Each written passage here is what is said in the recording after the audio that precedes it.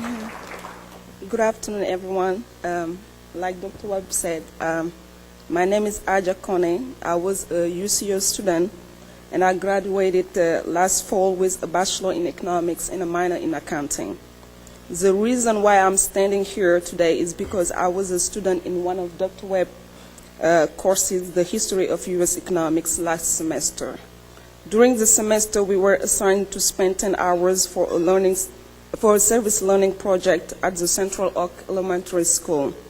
The objectives of the assignment were to write a paper on the school site and what we experimented while we were there. I remember that day. The receptionist assigned me the 5th grade because I had no idea which level I wanted to conduct my service learning project on.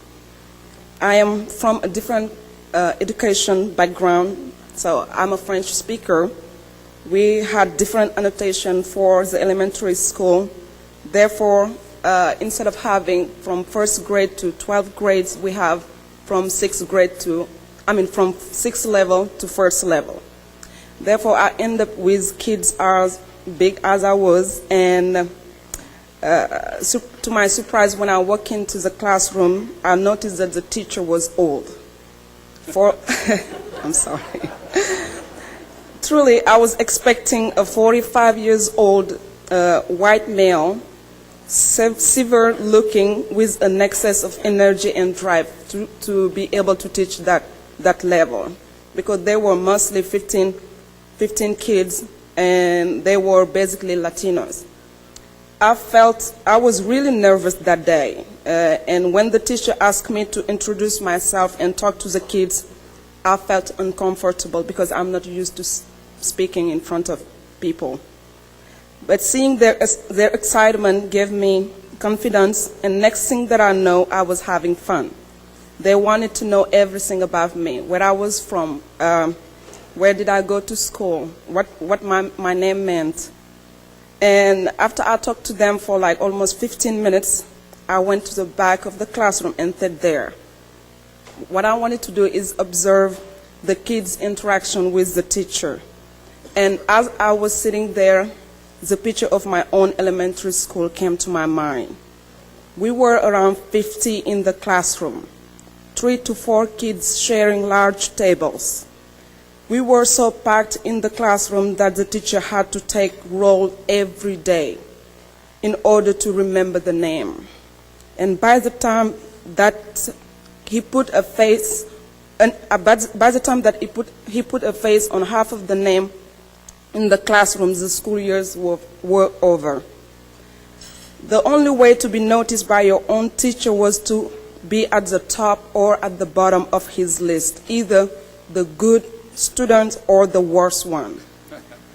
It was over 50 years ago, and it was almost 10 years that I did not thought about my childhood education. That day I saw a part of me in those kids. I did not know why, but I was touched by them. I know that everybody in here, sitting here today, has a sad story. But my childhood education was not a fairy tale. I came from a big family.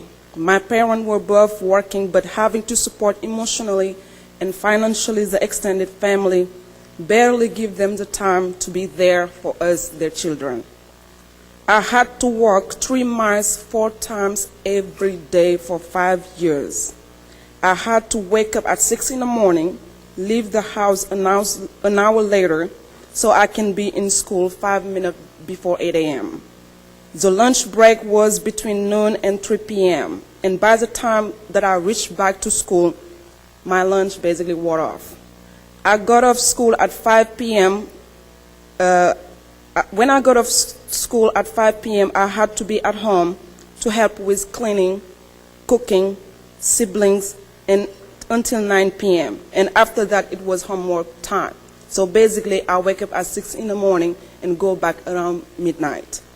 I remember how tired I was carrying all my books because the school did not provide books to students. Parents had to buy them, and we have to carry them every day. How many nights did I spend with only a candlelight trying to memorize all my grammar, vocabulary tables, and doing assignments, so I won't be whooped by the teacher.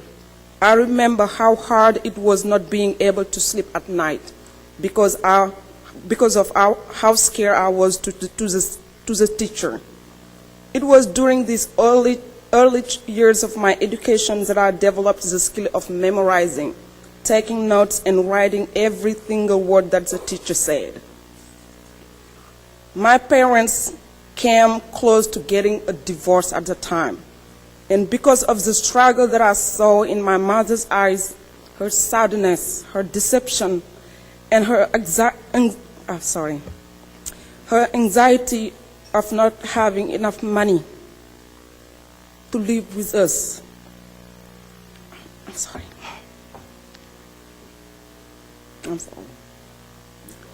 Not having enough courage to say no.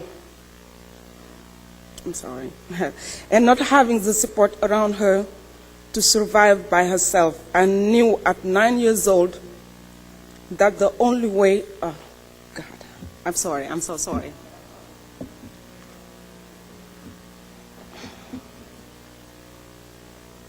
I knew at 9 years old that the only way to escape the ritual channels of abusive and controlling men was to have the knowledge to fight them. No matter whatever it took, I was determined to stay in school and learn and learn and learn. No matter what, I wanted financial and emotional, spiritual success when I grew up.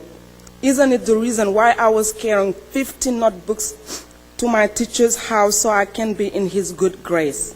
Why I was babysitting his kids so his wife can have some free time?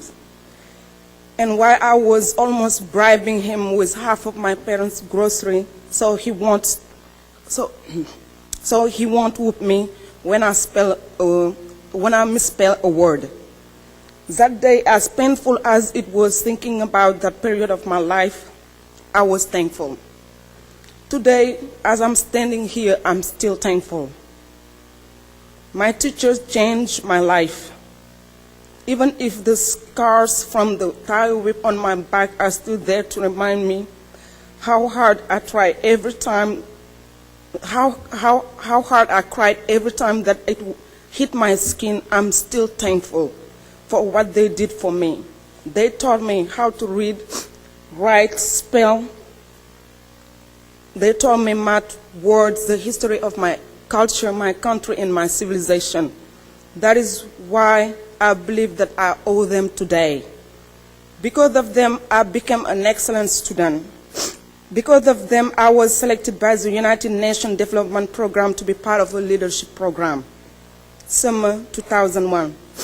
Because of them, I ranked second in the national tourism exam and first in my whole university for 2000. Because of them, I was selected in 3 subjects for the national leadership exam, where top senior high school had to compete in math, economics, geography, biology, and written, fall 1998. And because of them, I'm here today in the United States of America pursuing my education. It is true that the U.S. public education system faces enormous challenge. However, it is important that we as parents or future parents see that the U.S. government cannot fix the public education system unless we get more involved in our children's education. Remember that someone, somewhere, somehow made the difference in our lives. Everybody deserves someone who cares. We owe it to our children to care and to care of them, and to take care of them. We owe them a smile, a hug, a future, and a dream. That is why my goal is to go to grad school this coming spring, have my PhD in economics, and later on, hopefully in 2013, go back to my native country. I want to take what I learned in the greatest nation on earth to my beloved country and open an orphanage where I can help raise the next generation of lawyers, professors, doctors, and politicians. I want to thank Dr. Webb for giving me the platform to talk about my story. I want to thank all of my teachers, the ones who are still here in UCO and the ones who are back home. The one that I may never see probably, or the one that I wish that I can go back and thank them. And I want to thank you for listening to my story today.